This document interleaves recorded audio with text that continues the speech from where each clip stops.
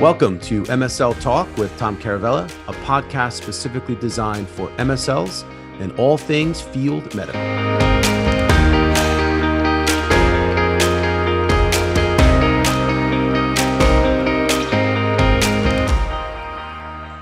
Hey guys, welcome to the podcast. My guest today, return guest, is Maria Urso. She's Director of Medical Affairs for Exact Sciences. And we talk about MSL Field Sanity, top 10 tips for MSL field survival. So great conversation. Don't forget to follow us on YouTube and Instagram. I think you guys will like this. Hey, Maria, thanks for joining me again. Welcome. Hi, Tom. Thanks so much. I was happy to get the re-invite, especially when it was over a conversation around peeps. I love it. I know we started with the Easter and the holiday Passover candy conversation, whatever, on LinkedIn, which, by the way, that like got such it was just kind of a fun little thing I did. It got such a tremendous response.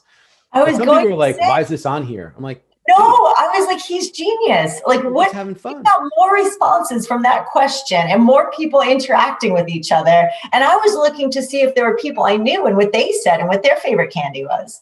So yeah, I was like, he's genius. What a great way to get everyone involved and talking about something. Sometimes you just got to have a little fun. That's all it is.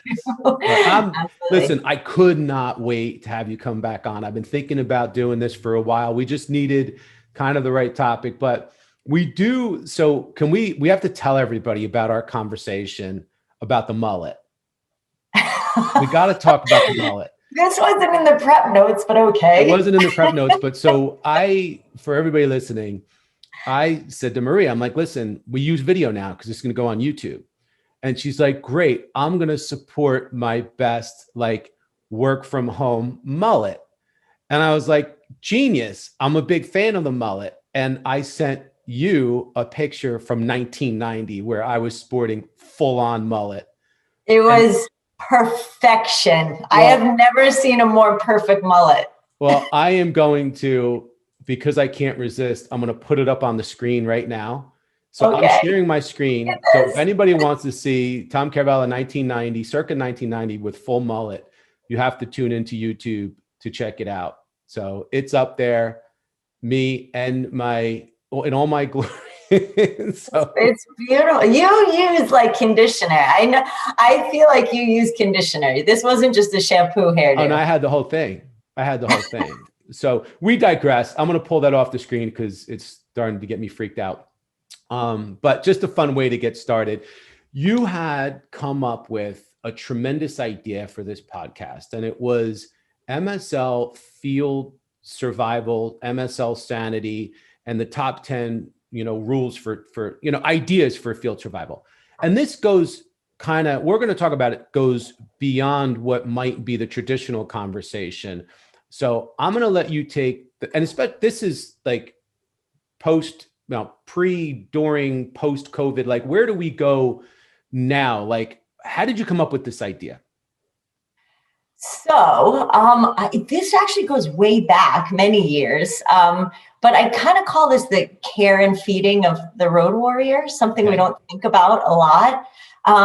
But the true basis of this went back many years when I was working on my PhD, and I was doing a lot with skeletal muscle biochemistry. And so I was involved in the research, the peer-reviewed publications on skeletal muscle atrophy and different drugs to help with different conditions, everything from muscular dystrophy, gene manipulation. And along that, I'd come across all this. Now, this was 20 years ago. So it's in the infancy, I think, of a lot of the whole diet, nutrition, sensational fads that we had, beyond Tab and Snackwell's cookies. And I would just be appalled at the misinformation in the literature. And so as a scientist, I just started, writing in response to misinformation, to just kind of correct it, being an educator whenever I could find that I could, to make sure that there was scientific evidence behind things that were being said. And so something that I've started to do on the side for it's actually been about 7 years now, is working either with corporate programs, and I work through a company called O2X with corporate programs. I've actually spoken with at my own companies, Wells Fargo, different organizations, all the way down to police, firefighter, Mhm. and military populations, to understand when we are in these stressful environments, when we're working all the time, when we're moving, when we're not sleeping right, our food choices are limited, our exercise choices are limited.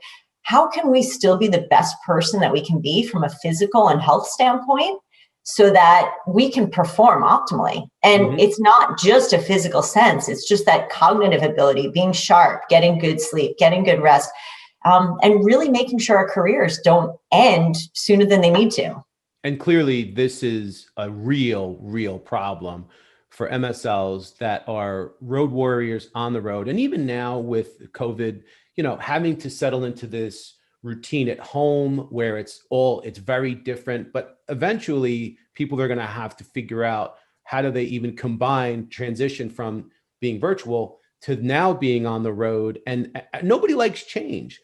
So because of all this, it becomes stressful and you do wind up falling into bad habits. Like you said, making poor food choices, maybe not sleeping, whatever it might be.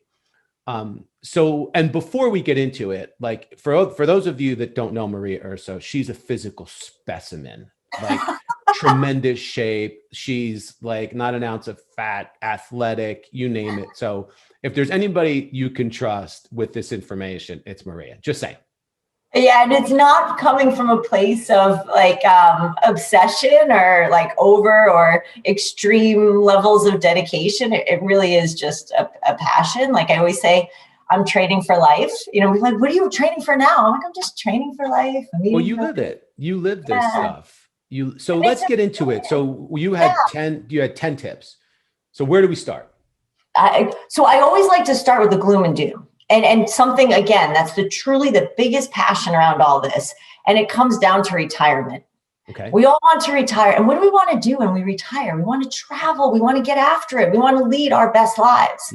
And we know across the board that while the average lifespan is about 78 point, I think it's down to 5 years after COVID, it was about 78.6. Health span is only 66 years. That's leading a healthy life without having doctor's appointments, some sort of comorbidity, without disease. So basically, to me, if we don't do it right, we're going to work so hard. We're going to put all of our dedication into our careers. And then when it's time to retire and enjoy life, our health span is going to be kaput if we don't take care of it. So, yeah, that's a big passion behind it. Okay. So, yeah, where do we start? I figure we start with kind of on the road right now. I think the biggest thing is getting out on the road. And something you and I spoke about is, I see MSLs come in and, they're just fresh and they're excited and so motivated. And they start getting out on the road and I hear wonderful things like, I can order anything I want at the restaurant. This is great. I'm going to these restaurants and I can eat this and I can eat that. And 3 or 4 months later, I start to hear, oh my goodness, I had to get new suits, or, oh my goodness, I feel so lethargic. This isn't the same. And I think the first thing I say is, yes, it's really nice. But when we are on the road 3 and 4 days a week, you're eating out so much. And then you're eating convenience foods in the airport. And that alone is probably where you can start to make the best choice, is like, what are you eating? What are you choosing when you go out? For sure. Nutrition, number one, first and foremost, right? Absolutely. Yeah. And the food choices. You have to hold yourself accountable and have some discipline, because if you don't, it's going to catch up. And then all of a sudden it's going to manifest itself in so many other ways. Like you said, you're going to start feeling lethargic and your suits aren't going to fit. And then it's going to be a whole nother thing. Yeah. And we know, just again, from data behind it, it's really not a secret recipe. It's not some crazy fad diet. It truly is reaching for whole foods. And you can do that on the road. You can absolutely do that on the road. At the beginning, I feel like it seems like, wait a minute, I'm not getting this with all the sauces and all the butters and all this rich food on it. But you can do just fine on the road if all you can do is eat at a restaurant. If you're doing like making sure vegetables are the key factor on that plate. And then a lean source of protein, a plant protein, or, some sort of lean meat, staying away from the processed meats. Fast foods, I think, are kind of the downfall of a lot of road warriors, as I call them, just grabbing some sort of convenience while you're driving. And while it's not as exciting, how much can you really enjoy a meal when you're driving with, your knee on the steering wheel, or you're sitting in the middle seat of a plane? That's when you down should a just Big Mac. Yeah, you're not going to enjoy it. When you eat that Big Mac, you want to be in a place where you can enjoy it, every last bite of it, so you can register what you're eating. And so that's another one, is to just be prepared. If you're going to be on a tarmac delay for 3 hours, you don't want to get hungry. Put those, find your favorite protein bar, find your favorite convenience food, and make sure you have them in your bag. Drop ship them from Amazon is a tip that I always say once a month. That's awesome advice. I follow that too. I always have protein bars with me. I try to grab the banana before I grab, the M&Ms, just because I know I'm going to feel like crap if I don't. It is. And that's it right there. I see people going into like the newsstand, and we're lucky right now. Like we have boiled eggs. We have those nice little cheese wrapped in, it's processed meat, but it's better than some of the other things. Yeah. We have the little cheese, like fancy charcuterie things. Whereas it used to just be, you go into a convenience store and it's garbage. And now there's some great choices that you can make and bring on the plane with you or bring wherever. So that we really are lucky with some of those things. There's like no excuses. It's just a matter of, really being prepared, like you said, and order a lot of this stuff ahead of time so you have it with you. And then if you don't, when you're on the road, you have to, make a choice, try to make it the right one so that you're not constantly, like we all have to enjoy ourselves sometimes, but so this is good stuff. So what's number 2? So number 2 is I take from the processed food area, limiting the processed foods. And just as you said, when you walk in, you're like, versus a bag of M&Ms, is really just taking 2 seconds to ask yourself, am I going to feel good after I ate this?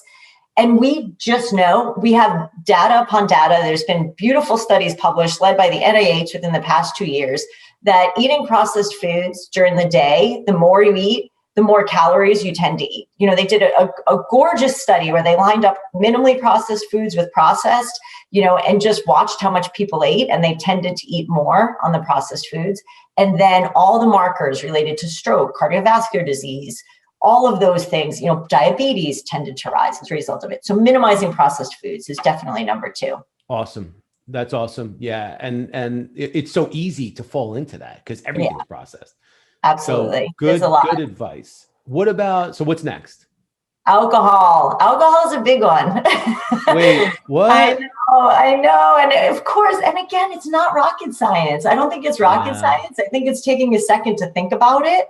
And there's 2 factors with alcohol. And the very first one is the one we talk about all the time, right? Calories, empty calories. We've been lucky. Again, they have all these fancy little seltzers with hard alcohol in it. These, I think they call it White Claw, is like a beer type thing. Yeah, they have some wiser choices. But when you go to a restaurant, again, if you're going to drink, fine. But again, make a wiser choice. Now, it's funny when I talk to the firefighters, they say, what did you learn from Maria? And they're like, well, she told us to drink scotch on the rocks. I'm like, I did not. That's the only thing I picked up from these hours. But the truth is that, if you are going to have something, have a nice, simple, lean cocktail, a tequila and soda, a vodka and soda. Mm-hmm. And if you're a cocktail hour, it's a really easy way to look at the bartender and say, when I come back, just give me soda. Don't put any vodka in it, so that nobody's going to question you. Why aren't you drinking? Yeah. The second aspect of that, and again, this was such a fun study that was done. It was done, and it's in Nature Communications back in about 2017. And they actually gave mice alcohol. And now anyone on this call will appreciate how great it is to study the mouse, right? They eat the same every day. They run the same every day. And that's it. They're easy to study. We don't need a lot of them. So they gave the mice alcohol. And what they found was that after the alcohol, they were eating 4 times as much as they normally would, just as a result of having that alcohol. And so that's another thing, is just to be cognizant of. And part of that too is we say, I'm going to get the wine because the wine is, better for me. A glass of wine a day, blah, blah, blah. No restaurant that you go to as part of a business meal is going to give you a 4-ounce glass of wine. No way. It's 9 ounces at a minimum. So that's 2 servings right there. So it's just. I would be mad if they only gave me 4 ounces. I'd be like, what are you doing? Look at it. Give me a real glass of wine. Yeah. I'm paying $22 for this glass of wine. Fill it up. Yeah. So being aware of it. these are really, really good points. And it's kind of funny, but like two things. You don't realize how much this plays a factor until like you start, like you go to for a physical, you go to the doctor and like you have to tell them, well, how many drinks do you have in a week? And you're like, do I have to answer that? Like, do I really have to answer that? Because you start doing the math, you're counting on your fingers. Not that I drink during the week, but like on weekends, you go out, it adds up. And It's then a the creep. other other thing is I have some friends and family members that have recently gone on like the Weight Watchers program. And I don't know if it's still called that, but they go by, it's a system that goes by points. And one of the things is you don't realize how many points alcohol adds to your daily amount that you can choose. So I had a friend who lost a lot of weight, and she would tell us, she's like, I'm done. Like I'm at my, like, I can't have any more because I hit my number of points for the day. And if I have this other glass of wine, it's 3 more points. So she just 2 more glasses of wine for her would have put her at 6 points more. And I'm making this up. Maybe it's 5 points. I don't know. No, it's I'm like just 4 saying, salads. Yeah, you can have like 5 apples or a glass of right, wine. right. And So the worst is, and again, I don't think we realize this. And again, and this was crushing to me because I love, an afternoon at the brewery where you're drinking like all these different craft brews. IPAs and all. Yes. Yes. And so those, remember, alcohol by volume, Oh, yes. that's where the calories are packed in. So when you're getting those that are like 10, 11% alcohol by volume, Yeah. those are clocking in at like 250, 300 calories. Easy. You might as well have a milkshake. Yeah, and you don't appreciate it. And again, when we go out and we're on the road and you're at a conference, there's a cocktail hour and then there's a dinner. So even if you're just like, I'm going to have one at the cocktail hour and one at the dinner, and you're doing that every night during the conference, like you're having 2 to 3, probably 4 drinks a day over the course of that week. And it's just, again, it's this creep that we're not fully cognizant of. Man, I'm right there with you. You got me thinking. So, okay. So what's next? Let's move on to the next one. Hydration. We absolutely have to be careful about hydration. That one, I've seen people better about it. We're much more like, I have mine right here. We're much better about having our bottles of water. But when you're flying a lot, again, appreciating how dehydrated you get. And I can speak to this not only, as an athlete, but as I get older, we have to appreciate that hydration. That's what keeps all our joints, lubricated and moving past each other. And it's absolutely critical to have hydration, to stay as hydrated as you can when you're flying, even on long road trips. You probably don't want to drink too much because you don't want to have to take bathroom stops, but yeah, staying hydrated, absolutely key. What's your advice for how many ounces of water do you advise a day? Body weight in pounds divided by 2. So yeah, if you're 150, 75 ounces of water. That's if you're not exercising. If you're exercising, you want to do about another 16 ounces for like every hour of exercise you put in. Yeah. Yeah. All right, and that's so great. A tip I have, everyone like thinks of that and I just don't like water. I'm like, that's like, you don't like air. It's a natural, but one thing, and again, a little extra nutrition benefit, especially if you're on the road, is using a little branched chain amino acid supplement in the water. And they come in great flavors. I tend to look for ones that don't have artificial sweeteners in them.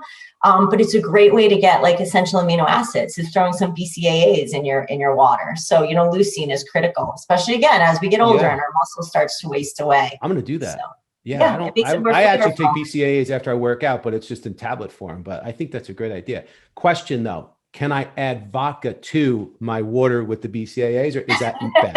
Is that bad? You can, but I like your thinking. So that's why the reason for the cocktail with the seltzer, with something not tonic water, but with seltzer, because you stay hydrated. So instead of just having a drink that's going to dehydrate you, you're going to add water to it. So I like your thinking. I don't think water tastes as good though. Just saying, don't mean to derail this conversation, but anyway, so what are we at? That was 5, I think. We're at 6. Yeah, I think that's nutrition. Yeah, I think we got through the food, the water, the alcohol. Yeah. So what's next? What's the next step? Is moving and moving. I can't tell you how many times I'm on the road with someone and like, oh, I really wanted to exercise, but I didn't bring my running shoes. how could you not bring them? You're supposed to have them in your bag at all times. Your old pair of running shoes or your old pair of sneakers that you don't want to use anymore, they're on their way out. Leave them in your bag. That way you never forget them. And to me, it's the easiest thing to have to bring with you. You could walk or run anywhere, any city. It's the best way to see the city. If you have an hour on your hands, take a walk and move. It's critical because you spend so much time sitting all day. Even now, in this virtual environment, the amount of time we sit, and it's not just from like a weight perspective or a health perspective, it's low back. I can't tell you how many people I'm working with now. They're like, I've been having back pain. It's like, because we sit all day and the pressure on our back and the pressure on our muscles. So staying mobile and bringing something with you to get some movement in. You don't have to bring the whole workout kit. You can just bring a comfortable pair of shoes. There's honestly, in this day and age, there's almost zero excuse because all hotels have some kind of gym, even if it's like a cheesy little gym with a treadmill, or you can get outside and walk or run, do something. You could do some stuff in your hotel room. You could pull your laptop up and pull up YouTube videos of people doing workouts. There's so many different things you can do now. Like I was in the field for 10 years earlier in my career, it was a million years ago. And there was nothing like that. We didn't have the internet when I was out in the field. And I know I'm dating myself, but it's true. Now there's so many different ways that you could stay active and get a workout, even if it's 30 minutes, that we almost have zero excuse. I have two client colleagues that they don't know each other. It's two separate situations, but one of them has, and this is crazy, but he has not missed a workout and he's got the days counted. And I'm going to ask it's like 5 years of he runs like 10 miles a day for 3 days in a row. And then he walks a certain number of miles. And then the next 3 days he runs. He's been doing this every single day for maybe it's like 17 years. I don't know. And he's out in the field. He's actually a director, MSL director, a VP. So if he could do that to the extent that he's doing it with that kind of mileage, and I have another friend who is same thing. He's an MSL director. And he's like, Tom, no matter what, every single day I do a minimum of 30 minutes of exercise, no matter what, 30 minutes. Whatever it is. Yeah. Whatever you can do. And just start. I always say just start. Because even like, as you said, with the videos, you can pull up a 5-minute ab workout. And I always say starting is the hardest part. Do it in your hotel room in your t-shirt and you'll do 5 minutes. You'll be like, I wonder what else I can do. Once you get rip off that Band-Aid, you're into it. Yeah. It's really just put it on the calendar. And behind that, like I said, everything has to be backed by some sort of science or some sort of rationale is, our American College of Sports Medicine guidelines, 150 minutes a week, right? Mm-hmm. But it's moderate or vigorous, so it's not really like I'm going to walk 10 minutes from my car to the supermarket. It really is moderate or vigorous. But that's not a lot. That's 20 to 25 minutes a day. And even now, the other thing that we've known since the 80s, but nobody seems to reinforce, we're kind of seeing it a bit more now at these high intensity intervals. They've used different types of workouts where, people were on the road and they wanted to see what they can do to maintain their current level of fitness. And they did everything. Some increased their volume, some increased their frequency, and some increased their intensity, so shorter time. And what they found was those that were working out at the highest intensity, even if they only did 15 to 20 minutes, maintain their level of fitness more so than them who did like an hour of really slow walking. So short, high intensity is going to keep you in that area, in that sweet spot. And quick shout out. A lot of people tell me that they work out and listen to the MSL Talk podcast. So quick shout out to anybody that's in the middle of a workout right now. Get that extra rep. Put in a little extra because we're rooting for you. Maria's rooting for you. Absolutely. No, I love that because I've listened to a lot of yours on my walks. I cheat a little bit. I have a beach out there, and sometimes in the afternoon at the end of the day, I'll go for a walk. But yeah, Audible and podcasts, just put them on. You don't want to stop walking. I do the same thing. I never listen to myself, but I do listen to podcasts while I work out. So, and, someone told me, this is one last piece of advice. We talk about exercise, but you don't have to have your best run or your best workout. just lace up your shoes and go. Like, don't worry about, a lot of times, because I hear people say, well, I'm not in good shape, so I'm not going to do it. Or I don't know if I'm going to get a good workout. Like, just do it. Like, don't think about it. Don't worry that it's not going to be your best Just workout. go. I'm not going to break any records. Just go, lace up your shoes, go for a walk, jog a little bit, see where it takes you. So it's funny. I love how you say, see where it takes you. One of my other tricks is I have ClassPass. I have a ClassPass membership. It's $15 a month and they give you credits. And when you get to a town, you open it up. I don't know if you're familiar with this one, but you open it up and it will tell you classes that you can go to, or gyms you can go to, or even like a spa you can go to, and how many credits for each one. And it not only is a great way to go to the city, I've had locations where I frequent, like Chicago, for example, and I found a gym that I love. Like, it was awesome. And I would just always go in there on my class. They thought I lived there. I'm like, no, I just come here in ClassPass. But the funny thing is there's anything you can imagine. I went to one and it was called like Glow something. Now, I truly put on my shoes and run in a straight line. I don't do anything fancy. And so I go into this workout, and it was before the sun came up, and it was in this beautiful like studio that was all dark. And it was taught by a Patriots cheerleader. And you get these trampolines and they give you these glow sticks. And we spent 45 minutes like jumping on trampolines with glow. It was the most ridiculous thing I've ever done, but I will never, ever forget it. Never forget it. So you discover things, and it was fun. And I remember I was going to a conference for the whole day, and I was like, my day started out as a fully grown woman jumping on a trampoline with glow sticks. And I got a pretty good workout out of it. Yeah. And you just download this app, and it's $15 a month? Yeah, you can do different tiers. So I just do 15. And then if you don't use them up on the road, you can use them in your own hometown. There's probably like a gym or like a yoga studio you can go to in your own hometown. Awesome. I like that idea. Cool. I like it. It's good. It makes it less like, and I've even been in, like rural environments, and I was like, I probably won't find anything, but it just keeps you out of the gloom and doom. Cause I sometimes feel the hotel gym is a little bit depressing. It's a little gloomy. Yeah. So and you walk there, I found a cup of coffee on the way back. So yeah, that's definitely a great way to stay moving. Cool. All right. What's next? Where are we at? Sleep. Sleep is key. Absolutely key. Yes. Now we have two things with sleep. Now, some people are trying to balance a home life with a road life. And especially if they have young children at home, they love the road life because they actually get to sleep. So for them, they're doing it right. But there's little things we don't think about. So I think that the one is like you're sleeping in a different hotel every night, and how can you make it the best for you? Temperature. We know you're going to get into that deeper sleep if you can just turn on that air conditioner and get it 67 degrees or below. That's when you're going to sleep into the deepest sleep.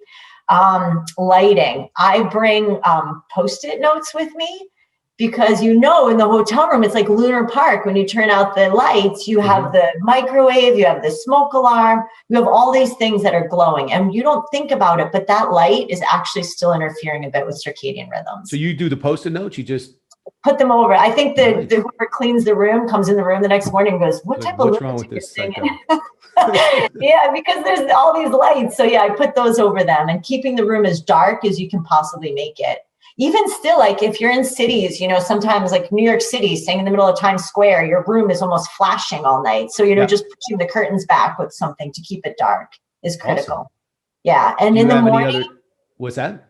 Yeah. In the morning, getting light as soon as you can and making sure you're exposed to that natural light.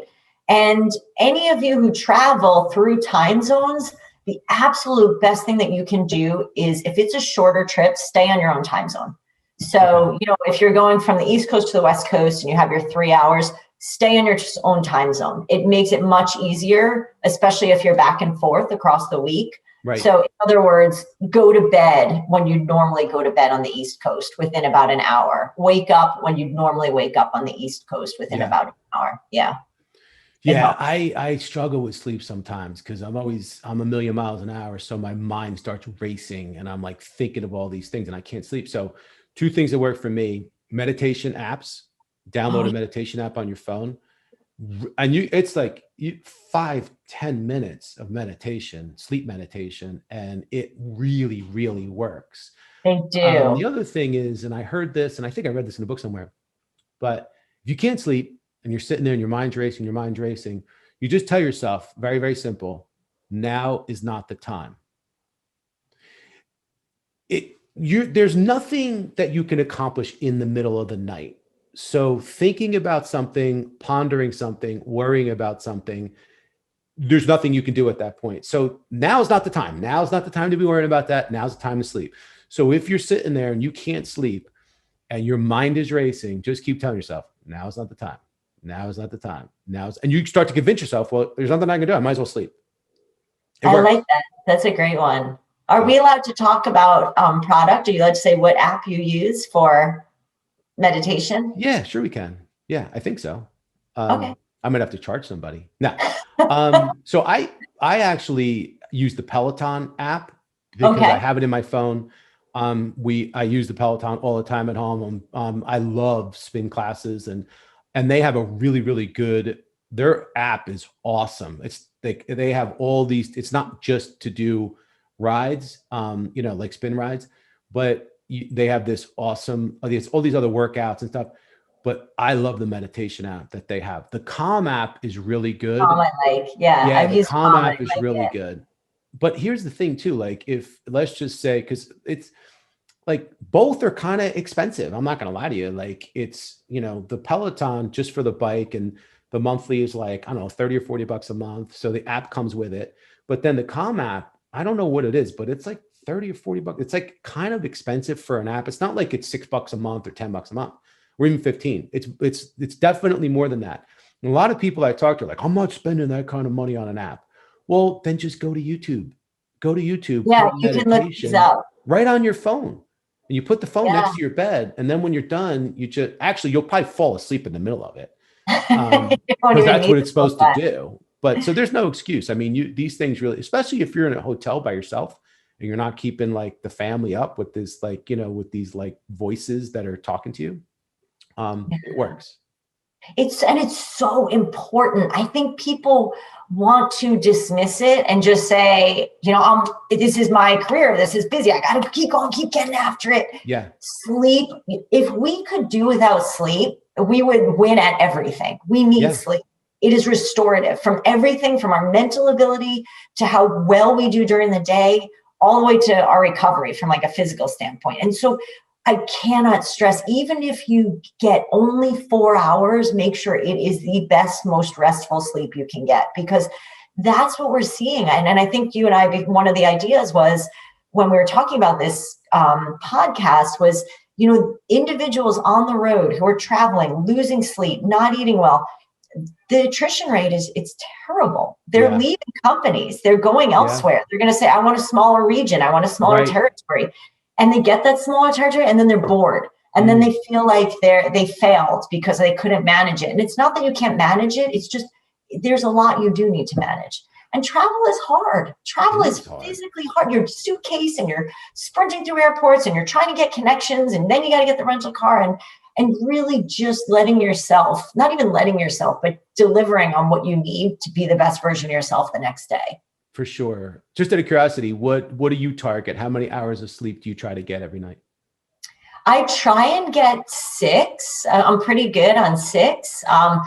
And something that I found the beauty of it, and truly it was the pandemic that helped me get there, was going to bed at the same time and waking up at the same time within like an hour. And I've always read that and I always knew the importance of that. But now it's like clockwork. And I used to be the same as you, like just I'd get in bed and I'd be awake for a long, long time. And now that I'm, with the pandemic, it was like, all right, it's 9 o'clock. What else am I going to do? Yeah. I'm not a TV watcher. And so, so I'd go to sleep and, I was just 9:30 to 5:30 or whatever, 9 to 5. So yeah. That's great. All right. No, and I'm with you on that. I think it's somehow, some way you got to figure out to find some level of consistency and figure out how many hours you really kind of feel like you need for yourself, and then try to stick to it. So what is next? Where are we at? So the biggest thing that, we probably shouldn't have saved us at the end, but I think it's really the most important, is kind of, we always hear work-life balance. And I always say there's no such thing as work-life balance, especially right now while many of us are living at work, working from home. But how do you make it that if you have a family at home, you can also do it on the road? And I think that's so important, especially for people with young children, and to try and make career choices because you think you can't handle it or you think it might take away from it is hard. So it's how can you do it and how can you be the best at it? And I've learned a lot of this from talking to my peers and talking to my colleagues and what works. And I think the best thing is when you're on the road, be on the road. Yeah. You know, don't bring Netflix with you. Be on the road. When you're on the road working, be on the road working. Yeah. And if you're smart about it, don't be like, oh, I'm in the hotel tonight. I'm going to watch Netflix and do this and read my book.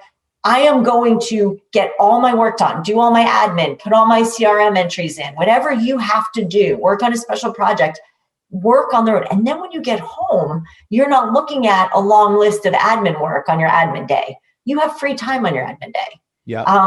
Then, you know, it's the type of thing, maybe you can't go to, you know, the big dance recital, but you could go to every single practice at 5 o'clock at night, you know, so you might have to rely sometimes on quantity versus the quality of what you do get to go to. But it really is, if you're on the road, make the time on the road.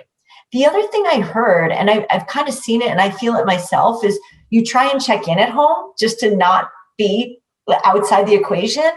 And sometimes that becomes distracting, you know, and it's almost more disruptive than if you didn't check in at all. Especially with little kids, because they see your face on FaceTime and then they start missing you all over again. And when's mom coming home or when's dad coming home? And so sometimes it's figuring out very early on, like when I'm away, should I check in? Should I not check in? Like maybe a quick phone call to say goodnight, or we just text, or I just bring a present back. And so, you know, the kids know when I come back, there's going to be a special treat. They don't need to see me every night.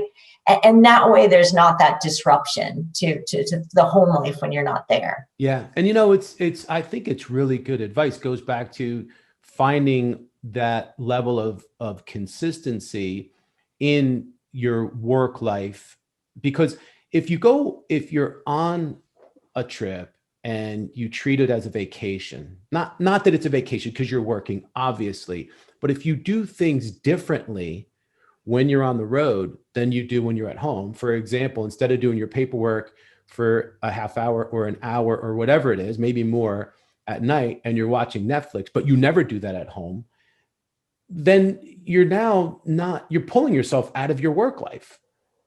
Yeah. So get into a level of consistency where Monday through Friday, whether you're home or whether you're on the road, you're doing the same thing. You're spending your day making, you know, your calls, doing what you need to do, interacting with KOLs, whatever it is that you might need to do. And then at night you catch up a little bit on some of your paperwork. And look, you need to unwind a little bit. So like if at the end of the day, like I'm a big Netflix guy, I love my Netflix, and I literally have to turn it on.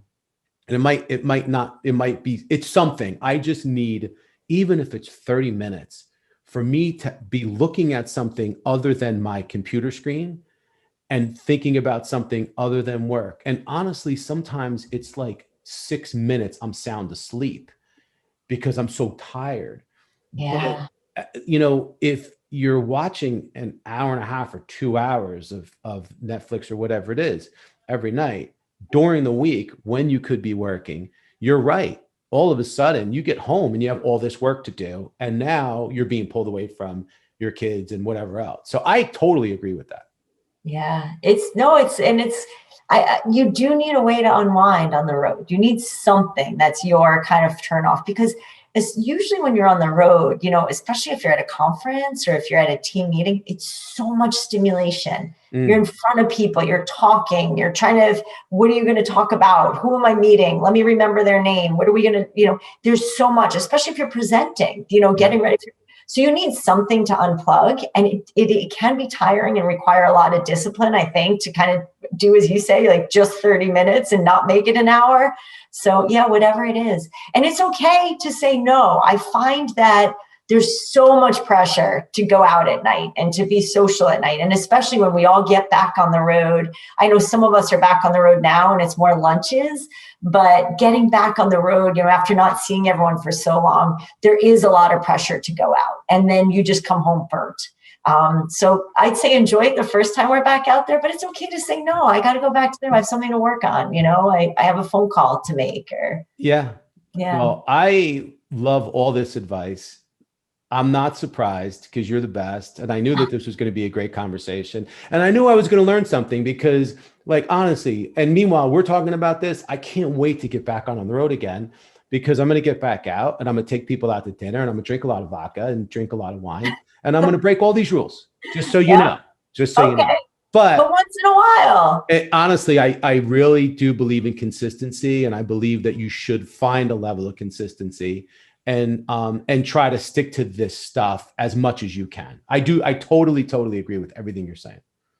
The group I work with, we say 1% better every day. So it's not like I'm going to go out and do it all. Because you know what? If you try and do it all, you're going to fail. Sorry to be such a Debbie Downer, but it's just make 1%. On this trip, I'm not going to buy the big jumbo bag of M&Ms and eat that on my plane ride. That's it. I'm going to buy something else healthier. That's it.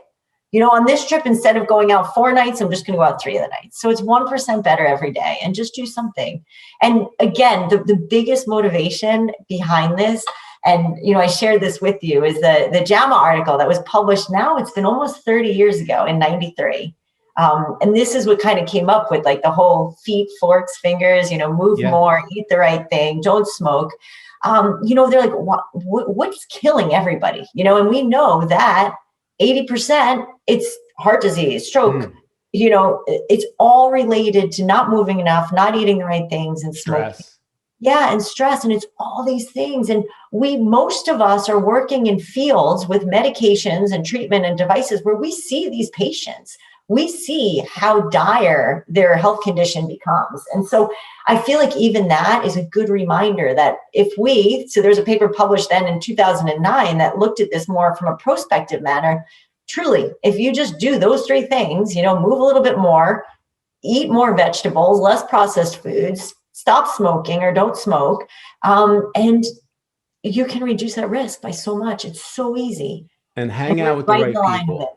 Because I can tell you, I feel like I get better every time. I'm a better person just from talking to you. That's what I feel with you. You always give me so many good tips. I mean, just from a career perspective, look at what you've developed over how long and how many MSLs you have inspired, how many phenomenal careers you have kicked off. Like just that legacy behind. And I love that you're doing this podcast. It's just, you're doing it for no other benefit than everyone who's listening to it. And that's I love doing it. And I love talking to people like you, and you are awesome. And I thank you for coming on again. And you can come on anytime you want because you're the best. Thank you so much. All right. Thanks a bunch. All right. Well, we have a lot of work to do, but I love that 1% better every day. Let's leave it at that. I think that's a great way to go about your life. Yeah. All right, my friend. You. Great. Thank you. Be well. You too.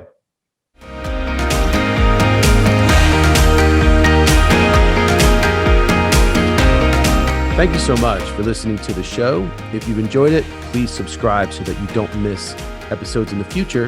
And feel free to leave a rating or a review or a comment. Thanks again, and I look forward to seeing you again soon.